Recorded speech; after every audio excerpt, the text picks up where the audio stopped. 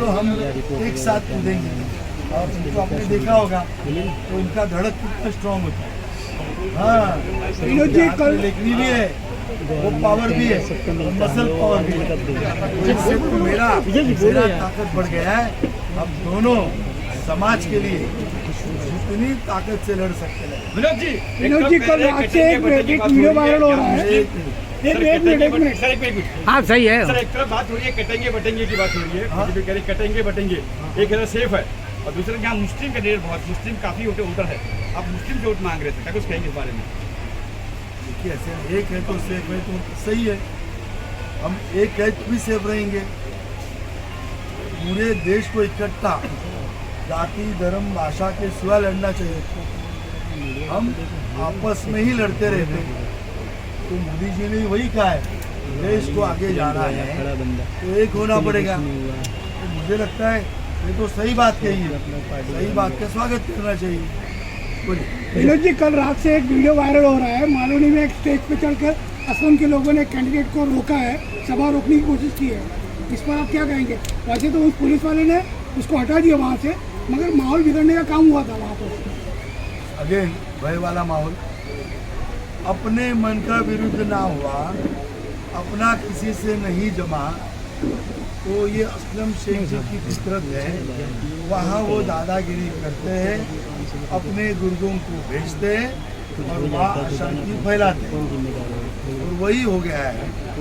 जैसा उनके पास लोकतंत्र है, अपनी बात रखने का स्वातंत्र है, वैसा वो अपक्ष कैंडिडेट शानुल तो शानुल जी के पास भी है, उन्होंने अपनी बात रखी।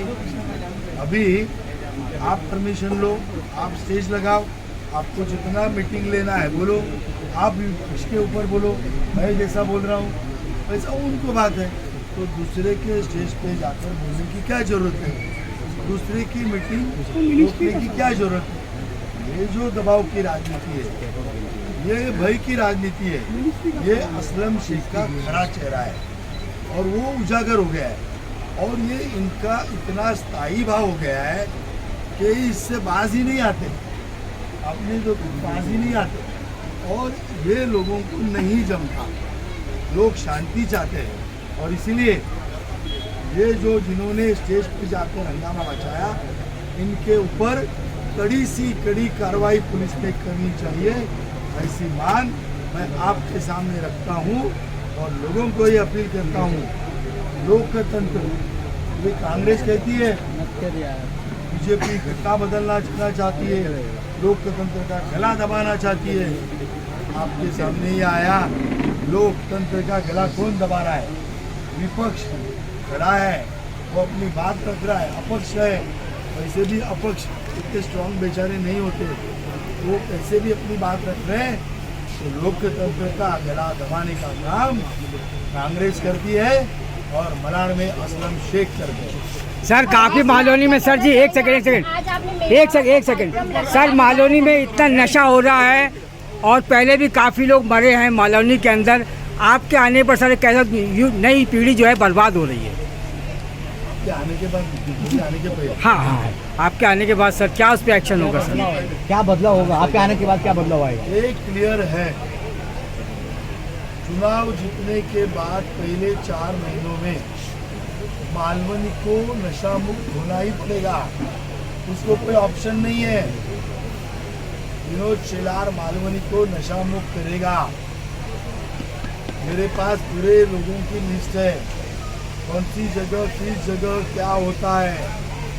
हम पुलिस को ये एक्शन लेने के लिए बाध्य करेंगे। जो पुलिस वाले इनको मदद करते हैं उनके ऊपर कार्रवाई होगी। आम जनता का इसके लिए सहयोग लेना पड़ेगा।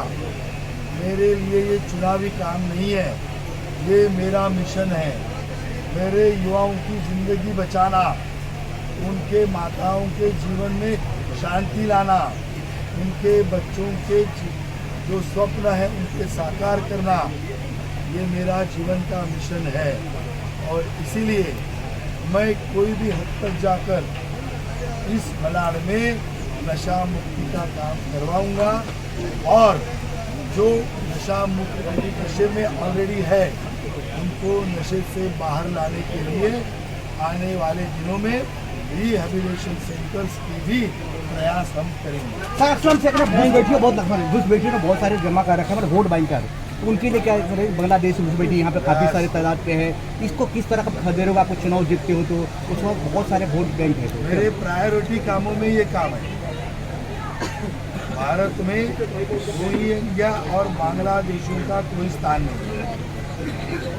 आज मालवनी में स्पेशली कांग्रेस वालों ने प्लान करके गलत डॉक्यूमेंट बनाकर रोहिंग्या और बांग्लादेशियों का नाम एनरोल किया हुआ है। इसीलिए मैं जिम्मेदारी से बात कर रहा हूँ, आप इलेक्शन कमीशन से पूछिए। मालवनी में मलाड विधानसभा में सबसे ज़्यादा वोटर एनरोलमेंट लास्ट 5 साल में मुंबई में कहाँ पर हुआ है, तो सेकंड नंबर का स्थान ये मलाड मालवनी को जाता है। और ये कैसे हो गया? तो ये विधायक जी ने अपने लोगों को लगाकर ये सब बांग्लादेशी और रोहिंग्या को प्लान करके उनको एनरोल किया है। और मेरी मांग यही नहीं है, मैं ये करके लूँगा। इन सभी बांग्लादेशी और रोहिंग्या को मलाड से मालवनी से उनको जाना पड़ेगा, साथ ही में उनका नाम भी वोटर लिस्ट से जाएगा। इसके लिए मैं पूरी तैयारी से काम में लगने वाला हूँ। अभिजीत जी क्या कहना चाहेंगे? आज आपने मेड़ावा लिखा रखा है और क्या लगता है मलाड विधानसभा की जनता कितना विनोद जी के पक्ष में है?